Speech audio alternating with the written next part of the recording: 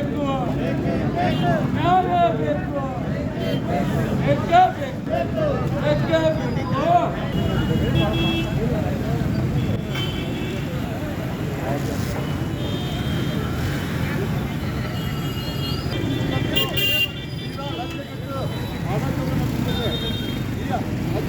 ಸರ್ಕಾರದ ವಿರುದ್ಧ ಬಿಜೆಪಿ ಅರಬಾವಿ ಮಂಡಲದ ಎಲ್ಲ ಪದಾಧಿಕಾರಿಗಳು ಹಾಗೂ ಕಾರ್ಯಕರ್ತರು ಈ ರಾಜ್ಯಘಟ್ಟ ಸರ್ಕಾರದ ವಿರುದ್ಧ ಹಾಗೂ ಏನು ಸಂತೋಷ್ ಅವರು ಆತ್ಮಹತ್ಯೆ ಮಾಡಿಕೊಂಡಿದ್ದಾರಲ್ಲ,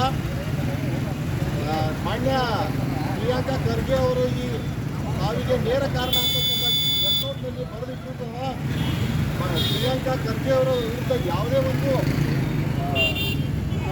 ಆದೇಶಗಳು ನಿಂತಿದೆ. ಈ ರಾಜ್ಯಘಟ್ಟ ಕಾಂಗ್ರೆಸ್ ಸರ್ಕಾರ ಅವರನ್ನು ಬಚಾವ್ ಮಾಡುತ್ತಾ ನಿಂತಿದೆ. ಇದೇ ರೀತಿ ಹಿಂದೆ ಬಿಜೆಪಿ ಸರ್ಕಾರ ಇದ್ದಾಗ ಸಂತೋಷ್ ಎನ್ನುವಂಥ ಗುತ್ತಿಗೆದಾರ ಆತ್ಮಹತ್ಯೆ ಮಾಡಿಕೊಂಡಲ್ಲ, ಅವಾಗ ಎಷ್ಟು ಹಾರಡಿತ್ತು ಈ ಕಾಂಗ್ರೆಸ್ ಸರ್ಕಾರ. ಅವಾಗಿದ್ದಂಥ ನೈತಿಕತೆ ಈ ಕಾಂಗ್ರೆಸ್ ಸರ್ಕಾರಕ್ಕೆ ಹೀಗೆ ಆಗಿಲ್ಲ ಅಂತ ನಾವು ಪ್ರಶ್ನೆ ಮಾಡ್ತಾ ಇದ್ದೀವಿ. ಅವಾಗ ನಮ್ಮ ಈಶ್ವರಪ್ಪನವರು ನೈತಿಕ ಹೊಣೆ ಹೊತ್ತು ರಾಜೀನಾಮೆ ನೀಡಿದರು ಸಂತೋಷ್ ಅವರ ಆತ್ಮಹತ್ಯೆ ಮಾಡಿಕೊಂಡಂತ. ಅದೇ ನೈತಿಕತೆ ಈಗ ಪ್ರಿಯಾಂಕಾ ಖರ್ಗೆ ಅವರಲ್ಲಿ ಯಾಕೆ ಬರುತ್ತಿಲ್ಲ? ಆ ನೈತಿಕತೆ ಇದ್ದರೆ ಕೂಡಲೇ ಪ್ರಿಯಾಂಕಾ ಖರ್ಗೆ ಅವರು ಈ ಆತ್ಮಹತ್ಯೆಯನ್ನು ತಮ್ಮ ಮೇಲೆ ಹೊತ್ಕೊಂಡು ತಾವು ರಾಜೀನಾಮೆ ನೀಡು ಸರ್ಕಾರದಿಂದ ಹೊರಗೆ ಹೋಗಬೇಕಂತ ಈ ಮೂಲಕ ನಾವು ಮಾನ್ಯ ಗೌರವಾನ್ವಿತ ರಾಜ್ಯಪಾಲರಿಗೆ ಮನವಿಯನ್ನು ಸಲ್ಲಿಸ್ತಾ ಇದ್ದೀವಿ. ಧನ್ಯವಾದಗಳು.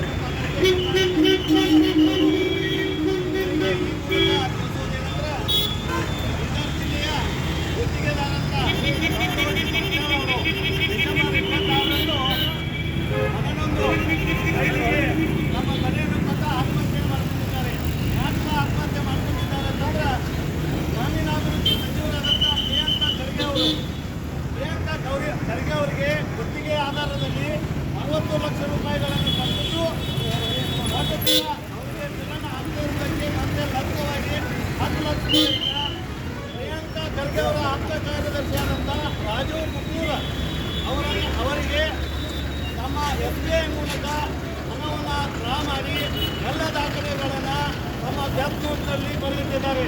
ಆದ ಕಾರಣ ಇಷ್ಟಾಗಿಯೂ ಕೂಡ ಗ್ರಾಮೀಣಾಭಿವೃದ್ಧಿ ಸಚಿವರಾದಂಥ ಪ್ರಿಯಾಂಕಾ ಖರ್ಗೆ ಅವರು ತಮ್ಮ ಅನೈತಿಕ ಹೊಣೆಯನ್ನು ಹೊತ್ತು ಈ ಕೂಡಲೇ ರಾಜೀನಾಮೆಯನ್ನು ಕೊಡಬೇಕು.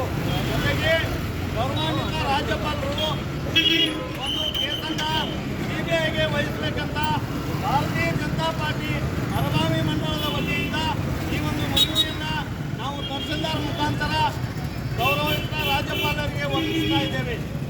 ಭಾರತ್ ಮಾತಾ ಕೀ ಜೈ. भारत माता के जय, भारतीय जनता पक्ष के जय।